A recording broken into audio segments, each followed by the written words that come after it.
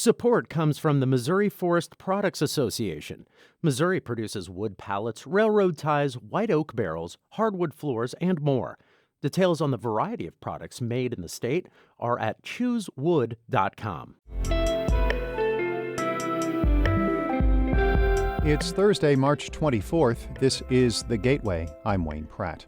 The military moves members around a lot, often without much time to prepare. People are often moving with less than a month's notice, sometimes with days' notice. That's enormously disruptive. In just a few minutes, St. Louis Public Radio's Eric Schmid will explore how the frequent moves add stress for military families. A new, fast-spreading coronavirus variant is in Missouri. As St. Louis Public Radio's Shayla Farzan reports, public health officials say the BA2 variant has already fueled rising COVID-19 cases and hospitalizations in Europe. The BA2 coronavirus subvariant is a new form of the Omicron strain. It's about 30% more transmissible than the original Omicron variant and is responsible for a surge in infections in the UK. Wastewater monitoring has detected the BA2 variant in Missouri. St. Louis County Executive Sam Page said the variant has been responsible for some COVID-19 cases in the county. Early indicators show that it's more transmissible than Omicron. However, vaccination and prior infection with Omicron do seem to be protective against this new subvariant. Page said health officials expect case numbers in St. Louis to rise in the next few weeks. I'm Shayla Farzan, St. Louis Public Radio. The board responsible for St. Louis finances and budgets has approved plans to distribute millions of dollars in federal pandemic funding. The three members of the St. Louis Board of Estimate and Apportionment have approved an $86 million package that will fund capital improvement projects. They include repaving major streets, repairing bridges, and addressing illegal dumping. More than $10 million in additional funding will expand services for people experiencing homelessness. This bill now goes to the St. Louis Board of Aldermen for consideration tomorrow. Planned Parenthood of the St. Louis region and Southwest Missouri is deciding how to use its largest donation ever. St. Louis Public Radio's Sarah Fenton reports billionaire Mackenzie Scott, the ex-wife of Amazon founder Jeff Bezos, is giving the organization $9 million. Scott's donation is part of a $275 million gift to Planned Parenthood's national office and 21 of its affiliates across the country. Scott has pledged to give most of her wealth to charities. In a blog post, she says she's focusing on giving money to organizations that help underrepresented people. Planned Parenthood of the St. Louis region and Southwest Missouri Chief Medical Officer Dr. Colleen McNicholas says the gift comes with no strings attached. There really are no stipulations other than that we continue to be ourselves in this moment, and that we do everything we can to meet this really unprecedented time with bold action. McNicholas says the donation is sorely needed as the Missouri legislature has voted to pull Medicaid funding from Planned Parenthood clinics. I'm Sarah Fenton, St. Louis Public Radio. A former FBI agent hired to investigate criminal allegations against then-Governor Eric Greitens in 2018 has pleaded guilty for his actions during the investigation. William Tisaby says he failed to turn certain documents over to the governor's defense attorneys, including notes he took during an interview with the woman at the center of the case. Tisaby will spend a year on probation, although he is likely to be released from supervision sooner. Jury selection in the case was supposed to begin today. Tisaby was facing 7 felony counts, including allegations that he lied during a deposition. The plea was to a misdemeanor. Illinois lawmakers want to give volunteer firefighters and EMS providers a $500 state income tax credit. Departments are getting more emergency service calls, but the number of volunteers to respond to them is dwindling. State Representative Michael Halpin, whose father was a volunteer firefighter, says $500 would have helped. It might not be much, but it'd make a little bit of difference. It'd put a little gas in the car, make sure we could register for T-ball or whatever.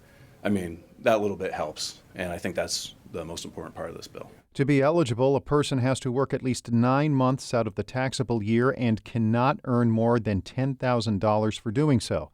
The measure hit a snag in the House over implementation of questions from the Department of Revenue.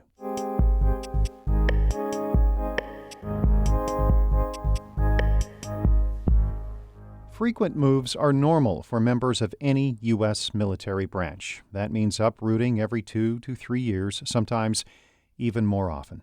St. Louis Public Radio's Eric Schmid reports. The military moves its members around a lot.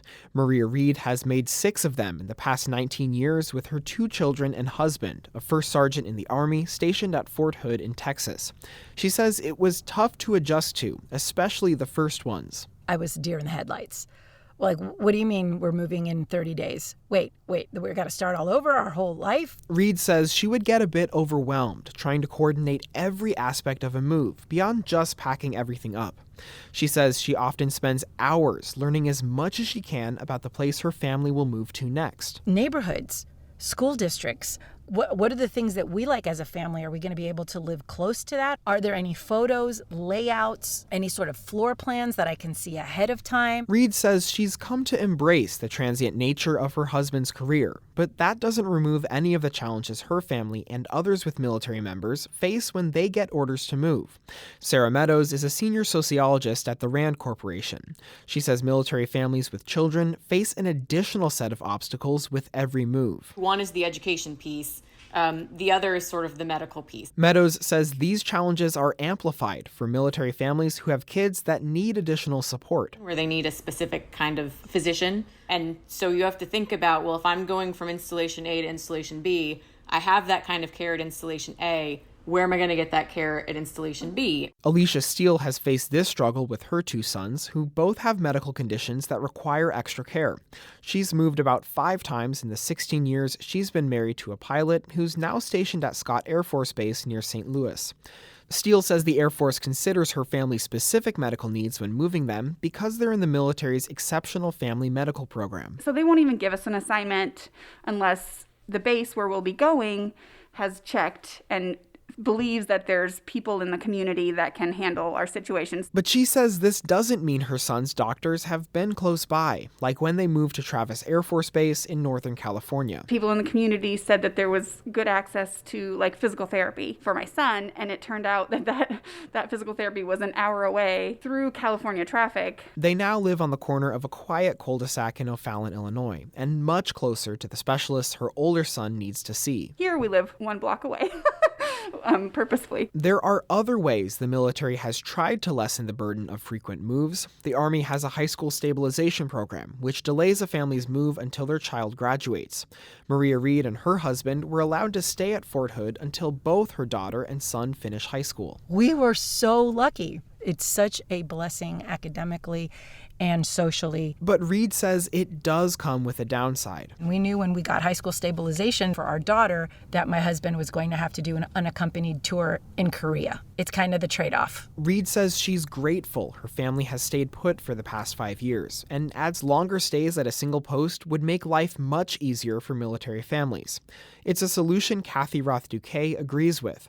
She's the CEO and founder of Blue Star Families, a nonprofit that supports military and veteran families.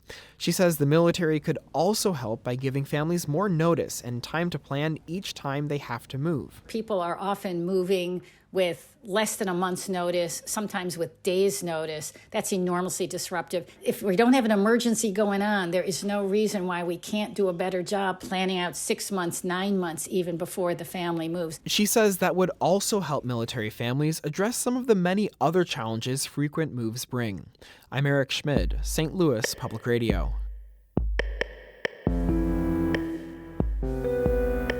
This story was produced by the American Homefront Project, a public media collaboration that reports on American military life and veterans. Funding comes from the Corporation for Public Broadcasting.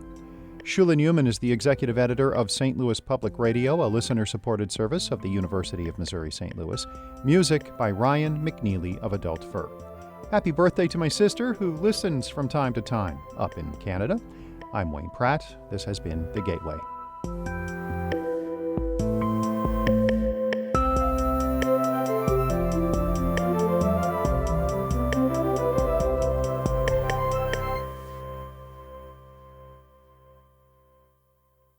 Support comes from Missouri Forest Products Association, committed to sustainable and sound conservation of the state's forests, which support more than 41,000 Missouri jobs, resulting in a $10 billion industry. ChooseWood.com.